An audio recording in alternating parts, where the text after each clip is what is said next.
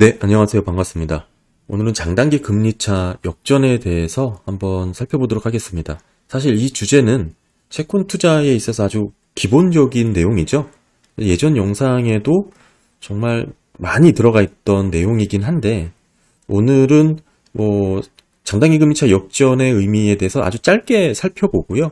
특히 이제 장기 금리가 올라갈 수 있다고 생각하시는 분들이 조금 계신 것 같은데, 제 구독자분도 장단기 금리차 역전을 장기 금리가 올라가서 해결하는 거에 대해서 어떻게 생각하냐, 이렇게 또 질문을 주셔서 그거에 대한 제 생각을 좀 담아보도록 하겠습니다. 사실 이 부분을 말씀드리려면 장단기 금리차 역전이 주는 의미부터 시작을 하긴 해야 되는데, 짧게만 좀 설명을 드리도록 하겠습니다. 지금 보시면 일반적인 장단기 금리차 역전이라고 함은 10년물과 2년물의 차이를, 수익률 차이를 얘기합니다. 현재는 60bp 정도 차이가 나고, 많이 났을 때는 대략 한 90bp 정도 이렇게 확대가 됐었죠. 역전폭이 확대가 됐습니다. 이게 이제 0 이하 마이너스 구간에서는 장단기 금리가 역전됐다라고 우리가 이제 설명을 하고, 최근에는 2년물이 아닌 3개월물로도 비교를 하기도 합니다. 어찌됐든 마이너스 폭이 확대됐다가 회복되는 중간에 대부분 이렇게 침체를 가져왔다라는 것에서 우리 대표적으로 보는 경기 침체의 신호 지표를 통해서 확인하고 있죠. 그런데 최근에는 이 장단기 금리차가 역전이 됐지만 경기 둔화 우려는 있어도 예전과 같은 모습이 나타나지 않다라고 설명을 하고 있죠. 특히 이 장단기 금리차를 만들었다고 할 수 있는 교수님조차도 지금은 그때와 다르다라고 설명을 하셨는데, 그 다르다는 포인트가 뭐냐면 은행들이 지급준비금을 많이 갖고 있어서, 즉 은행들의 유동성이 많아서 이 경기 침체에 대한 리스크 요인에 시간을 벌 수 있다라는 의미입니다. 이게 구조적인 리스크를 판단하는 신호 자체를 부인한다라는 뜻이 아니고, 현재는 은행들이 그만큼 유동성이 많아서 오히려 지금 경기 둔화에 대한 우려 가능성에 시간을 더 벌 수 있다라는 의미로 해석을 하는 게 정확하고요. 사실 이거는 10년이라는 긴 시간 동안 돈을 빌려준다고 생각했을 때는 2년보다 높은 이자율을 받아야 하는 게 지극히 상식적인데, 오히려 2년보다 낮은 이자율을 받는다, 이런 의미죠. 돈을 빌려준 기간이 길면 길수록 돈을 못 받을 리스크가 높아지니까 당연히 이자율을 더 받아야 되는 게 합리적임에도 불구하고 이렇게 장단기가 역전된 것입니다. 그렇다면 이게 왜 이렇게 역전됐냐, 이거를 살펴봐야겠죠. 그 원인을 알아야 우리가 장단기 금리차가 장기 금리가 올라서 이 문제를 해결할 수 있다라고 생각하시는 분들의 입장을 좀 반박할 수도 있겠죠. 첫 번째는 이 롤오버에서 찾을 수가 있습니다. 예를 들어 앞으로 금리가 계속해서 오를 것이다라고 생각을 한다면 투자자들은 분명히 상승하는 금리로 롤오버하는 수요가 늘어날 것입니다. 당연한 것이죠. 그렇다면 반대로 금리가 하락할 거라고 예상을 한다. 그러면 어떻게 될까요? 그러면 오랫동안 높은 금리를 받고 싶어 하는 수요가 많아지겠죠. 즉 장기 채권을 매수하려는 경향, 투자자들이 늘어나는 겁니다. 그래서 장기채, 특히 10년물 이상의 수익률이 이렇게 떨어지게 되는 현상이 나타나는 거죠. 그래서 궁극적으로는 장단기 금리차가 역전됐다. 사실 장단기 금리차가 역전됐다라는 것만 보더라도 이미 장기채에 대한 시장의 쏠림 현상이 일어나고 있다라고 해석해도 크게 다르지 않습니다. 또 하나는 중앙은행은 장기채, 장기 시장, 장기물의 시장 컨트롤을 할 수가 없어요. 중앙은행은 기준금리를 통해서 단기금리를 통제를 할 수가 있습니다. 그러니까 기준금리를 올리면 적어도 단기금리, 2년물 금리 정도까지는 어느 정도 통제를 할 수가 있는데요. 단기금리까지는 영향을 줄 수가 있다라는 뜻이죠. 하지만 장기금리에는 영향을 줄 수가 없습니다. 기준금리를 아무리 조절을 해도 어느 정도 방향성은 줄 수 있겠지만 단기금리만큼 장기금리를 컨트롤할 수가 없어요. 단기물에는 연준이 개입을 해서 단기금리는 영향을 줄 수 있지만 장기금리는 기준금리에도 영향을 받겠지만 그거 이외에도 오히려 시장에서 거래가 되는 수요와 공급 등의 문제, 그래서 생겨난 게 양적 완화, 양적 긴축인데요. 여기까지 들어가면 너무 깊어지니까 일단은 장기금리는 연준이 컨트롤할 수 없다. 그렇다면 장기금리를 올린다. 어떻게 올릴 수 있을까요? 그것은 시장에서 그렇게 거래가 되어야 한다는 뜻이죠. 그 말은 경기 전망에 영향을 받는다는 뜻입니다. 결국 지금의 경기가 아니고 먼 미래의 경기가 기준금리에 영향을 줄 수밖에 없다라는 생각까지 가야 되는 것이죠. 즉, 장기금리가 경기를 반영해야 된다라는 측면에서 봐야 된다는 뜻이에요. 장기금리가 터무니없이 높아졌어요. 예를 들어서 그렇다 그러면 그 장기 시계열에 있을 그 나라의 경기를 제대로 반영했냐 안 했냐를 따져보겠죠. 투자자들은. 그렇다면 경기를 놓고 투자 기회로 삼을 수가 있다는 뜻입니다. 한마디로 그 경기 수준에 맞는 장기금리가 형성될 수밖에 없다는 뜻이에요. 장기금리를 얘기하면서 자꾸 경기를 빼놓고 또 하나 성장성을 빼놓고 얘기하는 분들이 많은데 장기 채권은 결국 경기에 맞는 적정 수준의 금리다라는 것을 또 이해를 하시면 좋습니다. 잠깐 정리를 해보면 장기금리는 연준이 통제할 수 없다. 장기금리는 시장에서 형성되는 거래고 물론 수요와 공급의 영향도 받지만 경기에 많은 영향을 받는다. 이렇게 말씀을 드리고 장기금리가 경기에 영향을 받는데 그거에 비해서 너무 경기를 반영하지 못할 정도로 수익률이 높아졌다면 투자자들이 몰리게 되겠죠? 쏠리게 됩니다. 그러면 또 수익률이 떨어지게 되는 현상이 나타나게 된다는 뜻이죠. 조금 더 쉽게 설명을 드리면 예를 들어 장기금리가 10%가 됐다라고 말씀을 드려보면 주식 투자를 하실 분들이 계실까요? 현명한 투자자분들이 정말 안전마진으로 10%를 올릴 수 있는 투자처가 생겼는데 주식 위험자산에 계속 투자를 할 수 있을까요? 이렇게 투자 수요와 경기 전반에 걸쳐서 장기금리를 바라봐야 된다는 뜻입니다. 그런데 중요한 것은 이 장단기 금리 역전이 나왔다는 것은 경기 침체로 우리가 이해를 하잖아요. 왜 그러냐면 은행들의 대출 감소가 이어질 수밖에 없다라는 뜻입니다. 즉, 은행은 단기로 자금을 빌려서 장기로 돈을 빌려주면서 그 마진을 먹는데 이게 거꾸로 지금 마이너스가 잡힌다는 것은 은행이 구조적으로 손실을 감내할 수밖에 없는 상황에 처해졌다라는 뜻이죠. 결국 은행들의 자금 조달 비용이 높아졌기 때문에 여기서 수익을 내려면 더 높은 리스키한 대출과 자산에 투자를 해야 된다는 뜻입니다. 그 말은 곧 은행의 건정성과 연관이 되고요.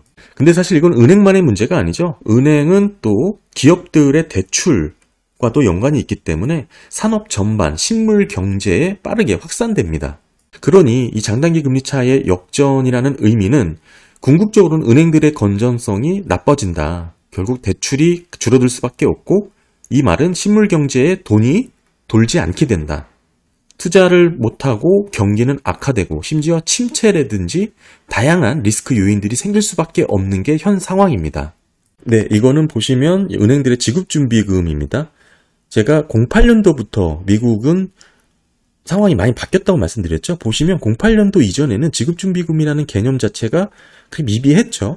근데 08년도부터 이렇게 급격하게 늘어났고 코로나 때 또 한 번 늘어나서 이거를 줄이겠다고 지금 양적 긴축을 하고 있는 거고요.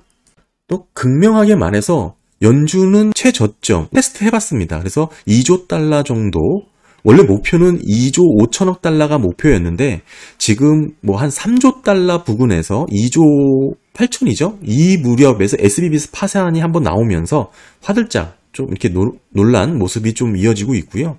그럼에도 예전에 비해서는 은행들의 유동성이 상당히 풍부하다라고 볼 수 있는 그런 지급준비금의 상태죠. 이런 의미로 은행 유동성이 급격하게 증가했기 때문에 코로나라든지 08년도 위기 이후에 등등으로 인해서 은행들이 돈이 많아졌기 때문에 자금을 차입할 필요가 없었습니다. 그래서 단기금리, 기준금리를 아무리 올려도 그 영향을 덜 받을 수 있었기 때문인데요. 이게 저번에도 보여드렸던 은행들의 대출이 작년도 말까지만 하더라도 계속적으로 높아졌다고 말씀을 드렸죠. 그런데 은행들 안전하다고만 볼 수도 없는 게 지금 현재는 모든 자금이 연준의 영래포로 쏠리고 있습니다. MMF 자금이 역레포로 쏠 리가 있죠. 당연히 은행 예금 금리보다 높으니 자연스러운 현상이죠. 지금 현재 역레포의 금리는 4.8입니다. 그런데 은행들의 예금 금리는 불과 몇 달 전까지만 하더라도 1%대였죠. 그러니까 은행들은 기준금리와 상관없이 대출을 지속적으로 유지할 수 있었는데 그게 MMF로 많이 쏠리고 뭐 이런 현상들이 나타나면서 앞으로는 은행의 예치된 유동성도 감소할 가능성이 상당히 높아졌습니다. 궁극적으로는 은행들조차도 이렇게 높아진 단기금리의 영향을 이제 받을 수밖에 없는 상황이 됐다라고 보는 것이죠. 그래서 지금의 간단한 은행들의 상황까지도 설명을 좀 드렸고 이 장단기 금리 차의 문제는 결국 은행과 조금 더 확대해 보면은 기업들, 실물 경제에 영향을 미칠 수밖에 없다라는 게 이제 생각인데 자 여기서 오늘의 주제인데 지금에서야 주제를 꺼내네요. 그러면 장단기 금리 차가 역전이 돼서 문제라면 장기 금리를 올리면 장기 금리가 높아지면 해결되는 거 아니냐라고 이제 말씀을 하시는 겁니다. 그 말은 이거를 정말 어떻게 설명을 해야 되나 참 되게 방대하고 그런데요. 어찌됐든 하나하나 좀 대략적이라도 말씀을 드려보면 단편적으로 말씀드려서 그게 일어나려면 연준이 할 수 있는 게 아니고 시장에서 모든 투자자들이 그렇게 생각을 하고 그게 합리적이라고 판단이 서야 가능합니다. 건너야 될 산이 너무나 많아요. 첫 번째는 간단하게 말씀드려 지금 데이터상에서는 그런 가정은 전혀 1%도 보이고 있지가 않아요. 첫 번째, 그게 된다는 의미는 앞으로 인플레이션이 오랫동안 높은 수준으로 꾸준히 10년 동안 계속해서 유지돼야 된다라는 거에서부터 출발을 해야 됩니다. 이게 얼마나 좀 제가 보기에는 개인적으로 좀 터무니없고 좀 얼마나 극단적인 주장인지는 잘 모르겠습니다만은 그만큼 인플레이션이 아주 오랫동안 유지되어야 한다는 것에서부터 이 가정이 출발을 해야 되는데 지금 핵심은 이겁니다. 10년 기대 인플레이션이 현재는 2.28이죠. 연준의 목표가 2%예요. 2%를 정확하게 타겟팅을 못합니다. 지금은 어느 정도 안정권에 들어왔다고 볼 수가 있는 거고 우리가 작년 CPI가 9%를 넘어갔을 때만 보더라도 그때가 한 3%대예요. 이게 그 기대 인플레이션이라는 게 높아진다는 것은 어마어마한 일입니다. 어마어마한 일이고 하나하나 좀 실현적으로 가능성을 타진해 본다면 결국 연준은 인플레 목표 2%를 포기해야 되고 이 포기를 하려면 궁극적으로는 사회적 합의가 또 필요하겠죠. 그건 다 차치하더라도 제가 누누이 말씀드린 스태그플레이션의 발생 가능성도 언급하시는 분들이 있지만 사실은 스태그플레이션이라는 것은 유가를 제외하고서는 나타나기 상당히 어려운 경제적인 현상입니다. 그리고 다른 여러 가지 요인들을 다 차치하더라도 금리를 단순하게 올려서 인플레이션을 잡을 수 있다라고 생각하면 얼마나 쉽겠습니까마는 현실에서는 지금의 금리를 견디지 못한다는 것에 있죠. 지금 금리를 계속 높게 유지한다는 것은 그게 현실 가능성이 상당히 낮은데 인플레이션이 아닌 경기 침체, 금융위기 리스크가 함께 동반해서 높아진다는 것을 고민해야 됩니다. 인플레이션을 잡겠다고 금리를 계속 높게 유지한다는 게 그게 현실적으로 가능하지 않다라는 것을 말씀을 드리는 건데 연준은 그렇게 간단하지가 않죠. 고민하고 있는 겁니다. 이러지도 못하고 저러지도 못하고 있는 상황이에요. 인플레이션을 잡겠다고 금리를 올리지만 금리를 올렸더니 경기 침체와 금융위기 리스크가 높아진 겁니다. 근데 아무런 그런 상관관계 없이 무조건 인플레이션을 잡겠다고 높은 금리를 유지하겠다라고 가정하는 것에서부터 지금 장기금리가 높아져야 한다라는 논리가 시작하는데 그 시작부터가 앞뒤가 조금 맞지 않는다는 얘기고요. 또 하나는 이 장단기 금리차 역전이라는 것은 은행들의 수익 차원의 문제라고 볼 수 있겠죠. 그렇게만 해석한다면 장기 금리를 높여서 은행들의 어느 정도로 수익권을 유지시켜 줄 수는 있겠지만 은행 자체의 문제가 아니고 높은 고금리의 유지는 결국 일반 기업들의 재무 상황, 경기 전반에 걸친 실물 경제에 영향을 미칠 수밖에 없게 되는 겁니다. 그래서 핵심이 뭐냐면 인플레이션이 오랫동안 이어질 것이라고 주장한다라는 의미로 그냥 일맥상통하는 거예요. 궁극적으로는 연준이 인플레이션을 잡지 못한다라고 주장하시는 것과 똑같습니다. 그렇다면 지금 현재 그게 얼마나 실현 가능한지를 체크해 보면 되는 거죠. 저는 인플레이션이 잡힌다는 생각을 갖고 있고, 또 하나 지금의 금리 수준에서는 어디든 부러진다, 어디든 경기 침체와 금융위기 리스크가 생길 수밖에 없다, 그 정도의 경기 체력을 갖고 있다라고 생각하고 있기 때문에 그런 경기 침체, 금융위기가 발생한다면 급속도로 수요라든지 인플레이션의 요인이 빠르게 줄어들기 때문에 결국 안정세를 찾아갈 것이다 라고 생각을 하는 겁니다. 저처럼 생각하기에 많은 10년물 장기채에 투자하시는 투자자분들이 실제 돈을 들고 투자한 투자자들이 그렇게 지금 베팅을 하고 있는 거고요. 그래서 단편적으로는 물가에 직접적인 영향을 주는 게 유가인데, 유가 전망에 대해서는 제가 저번에도 영상을 드렸죠. 지금 WTI 유가 시세가 상당히 좀 안정되고 있죠? 그때 오펙 플러스에서 감산을 한다 만다 했을 때 80불이 좀 넘어갔는데 지금은 글쎄요 77불까지 떨어졌습니다. 유가 관련해서는 예전 영상 보시면 조금 더 깊이 있는 내용으로 좀 설명을 드리고 있으니까요. 그거 참고해 주시면 좋을 것 같고, 그리고 여러분들이 좀 아셔야 될 부분이 JP모건의 제이미 다이먼이라든지 워런 버핏이라든지 블랙록의 레드핑크라든지 각각 유수의 장쟁한 CEO들이 하는 말들은 그 회사의 이해관계에 따라 전망이 다 다릅니다. 그거를 기본적으로 베이스에 깔고 그들의 말을 들으시는 게 좋을 것 같고요. 제이미 다이먼 유가 틀리기로 제일 유명하죠. 블랙록, 레드핑크는 중국 투자에 선호를 하고 있지만 워런 버핏은 당장 팔아버렸죠. 다 각자 이해관계에 따라서 그냥 판단을 하는 거고요. 결국 인플레이션이 계속해서 이렇게 잡히지 않고 높아질 것인가, 이게 핵심이죠. 보시게 되면 소비자 물가지수가 지금 쭉 올라서 지금은 5% 정도까지 떨어졌지만 많은 사람들이 CPI를 보는 관점이 이렇습니다. 소비자 물가지수 오케이 지금 좀 잡히고 있고 재화, 물건값은 떨어졌어. 여기까지는 인정을 하는데 이 문제는 서비스라는 겁니다. 특히 서비스는 노동시장에서 임금 상승률과 밀접한 관련이 있기 때문에 임금이라는 게 한번 올리면 다시 되돌리지 못해서 결국 이 서비스 물가가 영향을 줄 것이다 라고 생각을 하시는 거죠. 그래서 우리가 이제 그 CPI에 대해서 조금 더 살펴보면 의미가 있을 것 같은데요. 핵심은 CPI를 보실 때 요거를 같이 보시면 좋아요. 상대적 중요도라고 해서 가중치를 배정을 했습니다. 결국에는 개별 항목별 소비 지출의 비중이라고 그냥 생각하시면 쉽습니다. 결국 이 서비스 물가만을 따로 얘기를 하고 있으니 그 부분을 또 살펴보면 전체 CPI에서 식료품과 에너지를 제외한 것이죠. 보시면 이게 전체 CPI고 지금은 5%죠. 전월 대비 상승률입니다. 지금 보시면 전월이 아니고 전년이죠. YY로 22년부터 23년이니까 5%, YY로 5% 이렇게 지금 현재 상승하고 있는 모습. 이게 떨어진 것이죠. 상승률 자체가. 일단 보시면 그냥 CPI에서 식료품과 에너지를 뺀 게 근원이죠. 근원 CPI라고 합니다. 핵심 물가라고 합니다.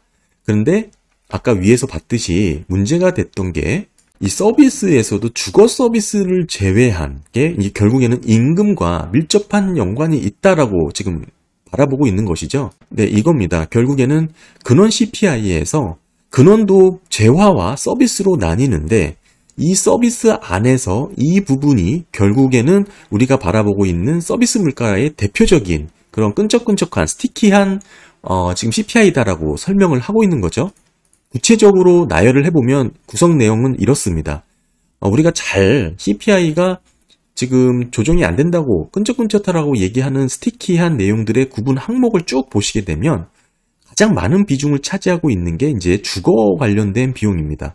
사실 주거는 이 미국의 인플레이 원인의 대부분을 차지하고 있었어요. CPI의 34%나 해당이 됩니다. CPI 전체 비중에서 상당히 높은 비중이죠. 특히 그 중에서 임차료는 7%지만 자가주거비는 25%예요. 이 자가주거비라는 게 뭐냐면 자신이 소유하고 있는 주택인데 거기에 살고 있으면서 만약 내가 이 주택을 소유하지 않았다면 이 집에 얼마만큼의 임차료를 낼 것이냐를 설문조사한 것입니다. 그 비중이 상당히 높죠. 그런데 그 비중, CPI에서 차지하고 있는 주거비에 대한 비중이 이렇게 계속 높아져 있다는 게 문제입니다. 그런데 이 주거비도 보시면 이 진로우를 많이 보시죠? 우리 진로우 지수 많이 보는데 결국에는 이게 꺾였죠. 지금 꺾이고 떨어지고 있습니다. 떨어지는 폭도 상당히 가파르고 빠르게 떨어졌어요. 결국에는 이게 지금 4개분기가량 후행해서 지금 주거비 CPI가 잡히고 있다는 점을 놓고 봤을 때는 이 CPI에서 차지하고는 주거비는 잡혔다라고 보는 게 시장에서 합리적이죠. 그렇다면 주거비를 제외한 이 스티키한 항목들이 뭐가 있을까 한번 살펴봐야 됩니다. 지금 주거비를 제외한 비중이 가장 높은 게 뭐 홈 인테리어, 가사 또는 뭐가 있을까요? 이 레크레이션, 또 레크레이션도 있죠. 통신도 있고 뭐 의료 서비스, 뭐 쓰레기 수거 등등. 결국에는 사람이 직접 하게 되는 일들, 예를 들면 서비스, 소규모 비즈니스가 좀 많이 이제 포진해 있는 겁니다. 그래서 서비스에서 주거 서비스를 제외한 물가를 보게 되면 임금 상승과 상당히 밀접한 관계가 있다라고 주장을 하고 있는 것이죠. 지금 CPI가 안 잡히는 것도 결국에는 고용과 임금이라고 주장을 하시는 거죠. 그런데 23년 3월 자료입니다. 미국 독립기업협회에서 지금 스몰 비즈니스를 하는 사람들에게 서베이 조사를 하는 지수가 있는데요. 보상계획 지수라는 게 있어요. 이게 향후 근로자 임금 인상 계획을 조사를 하는 겁니다. 높고 꺾였습니다. 조금 더 확대를 해보면 이게 지속해서 하락을 하고 있어요.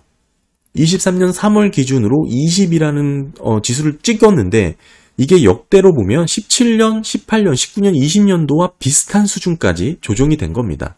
앞으로 근로자 임금 인상에 대한 우려는 상당히 떨어진다라는 얘기고, 뭐 또 하나는 같은 기관입니다. 서비스 상품에 대한 가격 인상 여부를 조사를 했는데 마찬가지로 하락을 했습니다. 높은 수준이긴 하지만 예전처럼 그 CPI가 우려됐을 정도의 범위는 아니라는 뜻이죠. 결국 지금 10년 기대 인플레이션도 2.28%고 원유값도 떨어지고 있고 미국 기업들의 임금 인상 계획은 없고 가격도 떨어지고 있고 뭐가 있나요? 지금 주거비는 높지만 결국에는 진로우도 꺾여서 지금 빠르게 안정되고 있고 CPR을 구성하고 있는, 특히 문제가 된다고 하는 지금 서비스 물가를 타겟해가지고 궁극적으로 가장 많은 비중을 차지하고 있는 부분과 또 하나 스티키한 부분들을 차지해서 이게 왜 임금 상승과 밀접한 관련이 있는지를 살펴봤고 임금 상승에 대한 부분이 앞으로 이렇게 꺾이는 추세가 확인이 됐는데 어떤 부분에서 인플레이션이 계속적으로 유지가 된다고 얘기를 하시는 건지 저는 잘 이해가 안 가고요. 너무 영상이 길어졌는데 인플레이션에 대한 제 생각은 예전 영상에 너무나 많이 있습니다. 인플레이션 자체만 놓고 보지 말고 성장력과 함께 봐야 됩니다. 경기가 성장하는 부분과 인플레이션과 그 나라의 전반적인 경기도 함께 봐야 된다는 것인데 각자 부분만 따로 보게 된다면 해석의 여지가 상당히 달라질 수 있다라고 생각을 합니다. 지금 장단기 금리차가 역전을 장기 금리가 올라가서 해결된다라고 만약 그런 얘기가 저는 뭐 직접적으로 들어보진 못했습니다. 근데 이제 혹시 그렇게 뭐 주장하는 근거가 결국에는 인플레이션이 오랫동안 유지된다라는 건데 지금 현재는 인플레이션이 오랫동안 유지된다라는 데이터나 근거가 하나도 없고요.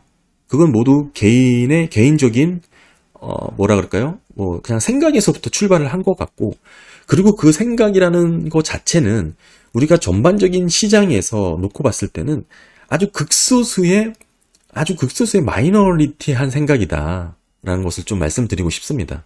이미 많은 투자자들 스마트 머니는 장단기 금리차 역전에 대해서 장기 금리에 대해서 장기채에 대해서 투자를 하고 있어요. 무머니가 일어나고 있어요. 그게 장단기 금리차가 역전됐다라는 근거이기도 합니다. 인플레이션이 오랫동안 유지된다고 생각하시는 분들이 사실 어떤 근거를 갖고 그렇게 유지된다고 얘기하시는 건지는 잘 모르겠어요. 뭘 갖고 인플레이션이 오랫동안 유지된다라고 생각하시는지는 모르지만 현재 CPI를 구성하고 있는 항목들 중 특히 다 빠르게 잡혔지만 서비스 물가가 안 잡혔다.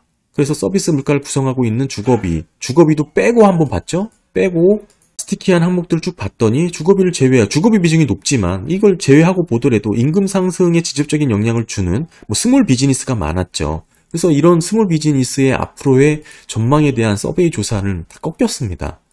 그러니까 어떤 걸 갖고 인플레이션이 계속적으로 지속적으로 높아질 것인지, 그리고 현재 기준금리는 상당히 높은 수준에 머물러 있고, SBB 파산을 했다고 하지만 SBB가 그렇게 엉성한 은행, 기본적으로 일반 기업들보다 은행은 돈 관리를 더 잘합니다.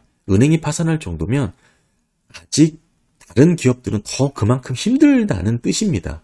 이게 앞으로 실물 경제로 파급 효과가 이어질 수밖에 없는데, 궁극적으로 경기 침체가 더 강화될 수밖에 없고, 근데 왜 인플레이션이 오랫동안 유지된다고 생각하시는지 전 도저히 이해가 안 가고요. 일단 사실 이 부분에 대해서 제 생각을 한번 쭉 설명을 드렸습니다. 예전 영상들을 한번 다 보시는 걸 추천을 드리는데, 거기에는 각각 제가 주장했던 항목별로 스태그플레이션이면 스태그플레이션, 인플레이션은 인플레이션 등등 해서 좀 더 자세한 내용이 담겨 있습니다. 보시면 좋을 것 같습니다. 감사합니다.